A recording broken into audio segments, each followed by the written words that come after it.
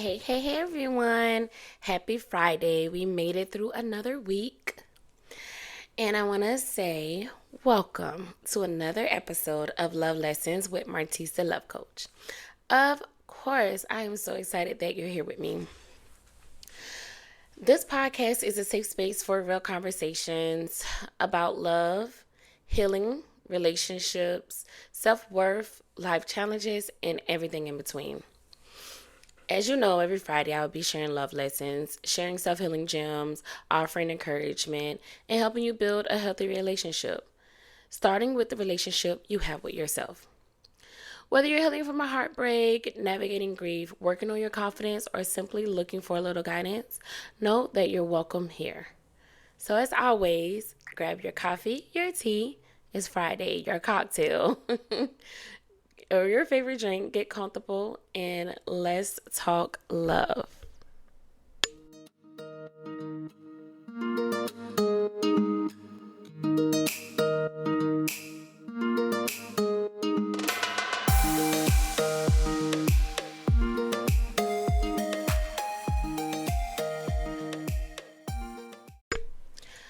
Okay, so first of all, before I start doing my talking, have you guys been watching Love Island? I just feel like I need Anaya and Casey to get it together, okay? Because they are my favorite couple there, literally. Now, I like Kata, but I love Anaya and I love Casey together. But Casey, he seems a little childish. What y'all think? Have y'all been watching it? If not, get in there. Like, tune in to Love Island, okay? Every day. It comes on every day. I think it's up on Wednesdays. But okay, let's get started. You don't need to hear me brag about Love Island, which is what I can do all day. I love talking about it. Today we're going to talk about something that might make a few people uncomfortable. Wednesday we talked about, a few things. We talked about parenting and we talked about dealing with someone who's already involved or married. But y'all know I love y'all, right? So we're going to talk about it anyway. What we're going to talk about today is a dating resume. Your dating resume. Now, before anybody gets offended, let me explain. When I scroll social media, I see people posting lists. I need a man with a job, or I need a woman who can cook, or I need somebody who's emotionally mature. I see stuff like I need somebody loyal, or I'm not doing 50-50, or I need somebody that's already healed. And listen, there is absolutely nothing wrong with your standards. I encourage standards. Let's be clear. The problem is that many people spend so much time evaluating everyone else's that they never evaluate themselves. So today, I want to flip the script a little. Instead of asking what they bring to the table, let's talk about what you bring to the table. Now, don't click off and don't get nervous. Nobody is judging. I am not judging. But if we're going to have real conversations, we got to keep it real. This isn't about shame. This is about self-awareness. Let's be clear. I always say healthy relationships start with healthy self-awareness.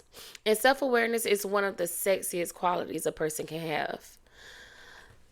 A person who knows their strengths, a person who knows their weaknesses, a person who knows where they need to grow, takes accountability. That's attractive.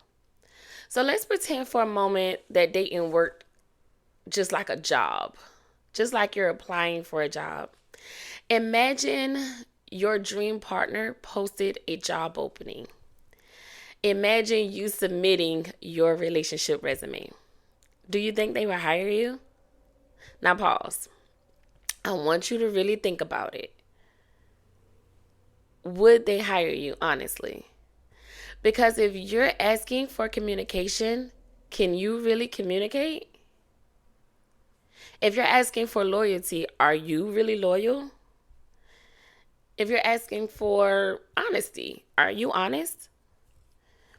If you're asking for emotional maturity, how do you really respond when you're upset?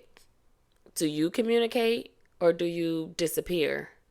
Do you listen or do you only want to be heard? Because you can't communicate if you're talking over someone else. That's not effective communication. Do you listen or do you want to be heard? See, that's where it gets real. Because sometimes we're asking for qualities that we haven't really fully developed ourselves. And growth starts when we're willing to tell ourselves the truth, like being honest with ourselves. I remember being younger, right? And I always knew what I wanted. Well, at least I thought, right?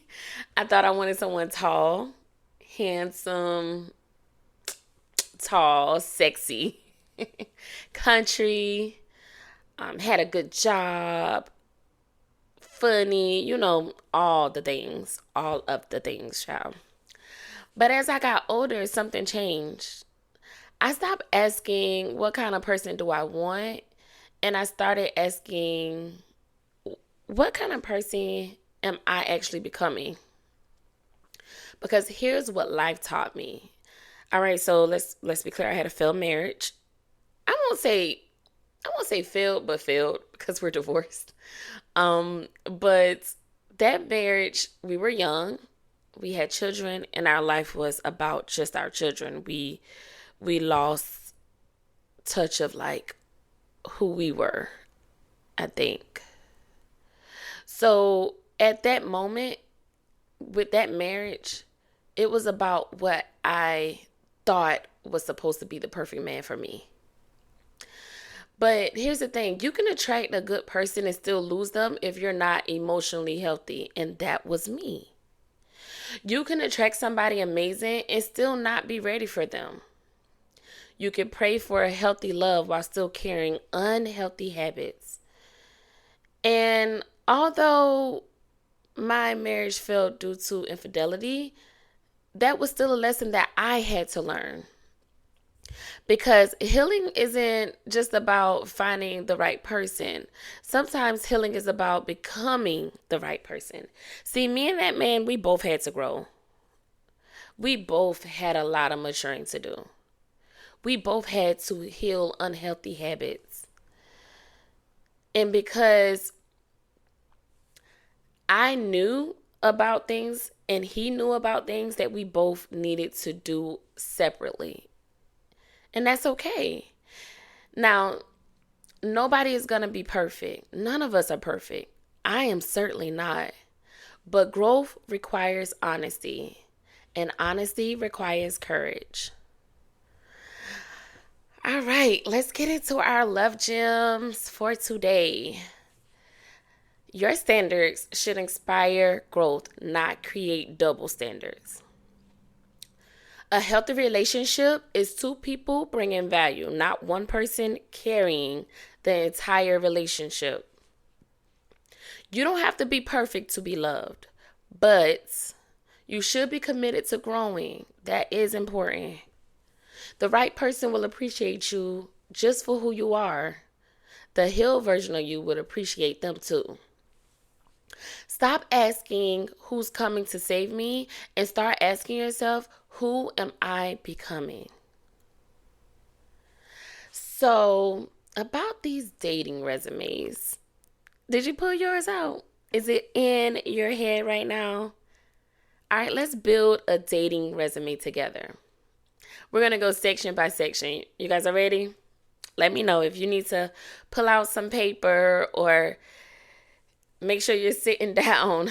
Get ready because this is where we're going to build a dating resume together. All right, so the first section is communication skills. Can you express your needs? Can you really apologize when you know you're wrong? Can you set your pride aside? Can you listen without becoming defensive? Because, see, communication isn't about just talking.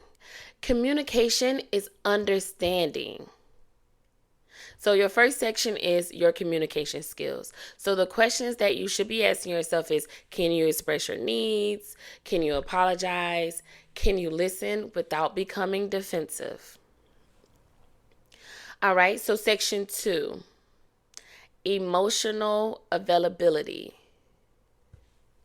Can you be vulnerable? Can you trust? Can you receive love? And some people want intimacy but terrified of the vulnerability part. So those are the questions that's in your section 2, emotional availability. Can you really trust someone right now?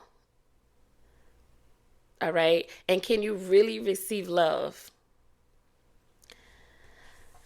All right. Section 3 is going to be our conflict resolution. Now, as we're building this resume, I want you to really be honest with yourself while you're asking yourself these questions. All right, I really want you to be honest. I really want you to be transparent, because this is the only way you can really know if you're asking for something that you have not even developed or mastered yourself. All right, so conflict resolution. How do you handle disagreement? Do you shut down? Do you explode? Do you walk away? Do you really avoid difficult conversations? Because every relationship, I don't care how amazing they look on the outside, will have conflict. Healthy couples are not conflict free. Like, if you ever meet someone and they say, we never argue, we never have disagreements, we never have conflicts, something is not right, or either they're lying. So, how do you handle disagreement? Now, if you said, yes, I do shut down. Yes, I do explode sometimes. I try to avoid difficult conversations. Then you have some reevaluating to do with your dating resume. You have some healing to do. You have some work to do. Remember, self-awareness. All right, so section 4, right? This is where we dig into healing and self-awareness. Do you know what your triggers are? Do you know what patterns you may have that may have been toxic in past relationships? Do you know what you're still healing from? Because unhealed wounds often become relationship problems. And so we often tell ourselves that we don't want to go into a new relationship carrying things from our past. I'm not trying to put my sister on blast, but I'm going to do this. Maybe she's listening, maybe she's not. But I know a few years ago, we were talking and she was like, yeah, I went on a date and I was talking to this guy and I started telling him about my ex and what my ex did and what he did to trigger me. But see, one thing I told her, I said, well, see, that's the problem. When you go on a date with someone for the first time, you should not be bringing up your ex at all. This is something you should not be doing. Your ex should not be a topic, a conversation, a thought while you're on this date with this new person. Because this is you or this person realizing that you're still healing. Because this person is still amidst in the conversation that should not. If we're on a date, I don't want to hear about your ex. I don't want to hear about what he did. Let's get further in our relationship. And if there's something I did that maybe triggered you or reminded you of old patterns of your ex, let's talk about it. All right, so section 4 is that healing and self-awareness. And section 5 is important, okay? So we're going to talk about character. Can people depend on you? And when I say people, I just mean anybody. Like, are you consistent? Do your actions match your words? Because character does matter. Because, okay, so people depending on you is important. If you can be there for everybody else, but then you're in a relationship and you can't be there for the person you're in a relationship with, then can everybody really depend on you? Character matters and looks get attention. So you can look amazing. You can be a beautiful, let's say, You can look like Beyonce. You can look like um anybody beautiful. Like it's a lot of beautiful women. Megan Good, you're beautiful woman, and then have the ugliest character. Okay, character is what keeps a relationship healthy. So if you have an ugly character but you're just beautiful on the outside, you're not gonna keep that relationship. But if you have the character of a queen, the character of a king, then that relationship is gonna be healthy. Remember, looks get attention, but character keeps healthy relationships. Now, before anybody thinks I'm picking on them, let me say this. Everybody, and I mean everybody, has room to grow, including me, including somebody who studies relationships and studies love and healing and patterns and challenges in life. Everyone has room to grow. Growth is a lifelong process, and the goal isn't perfection, the goal is progress. Okay, let's have a little fun real quick. All right, so imagine, we just did our dating resume. Imagine your dating resume say skills, professional over dating. I'm sorry, skills, professional overthinker, expert in checking social media stories, Olympic gold medalist in creating imaginary scenarios. Now, this is your dating resume. Just imagine everything that you really do right now. Expert in checking phones while partner is asleep. See, we all have things we need to work on, and that's okay. The goal isn't to be embarrassed, right? The goal is to become aware, because awareness creates change. Now, as we did our resume and as we did our little imagined dating resume, the skills of checking my partner's phone while they're asleep, the skills of checking their social media while they're asleep, or not trusting or assuming before actually having a conversation. If that's something you really do, that is something that you need to work on. And that's why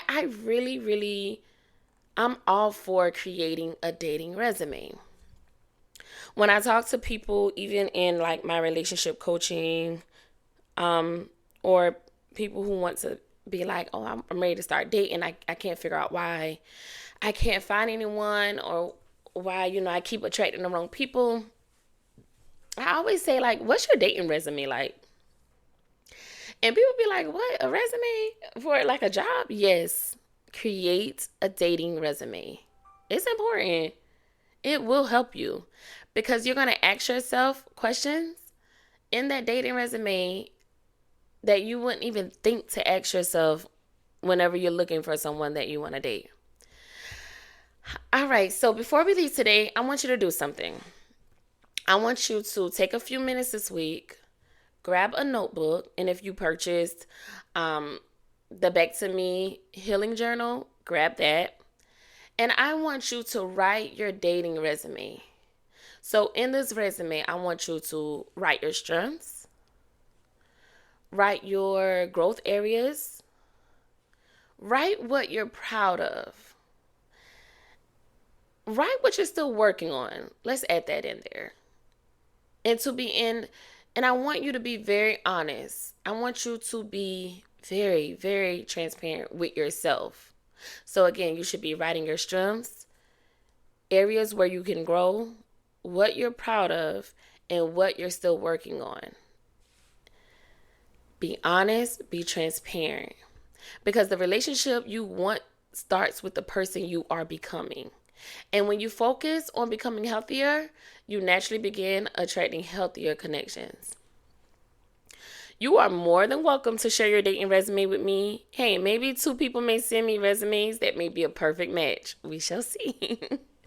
Let's get some dating going on here. Send me your resumes. My email address is ceo@martisalovecoach.com. You are welcome to email me your dating resumes. I would love to have people that may connect and bring them on. Let's do some live podcasts together.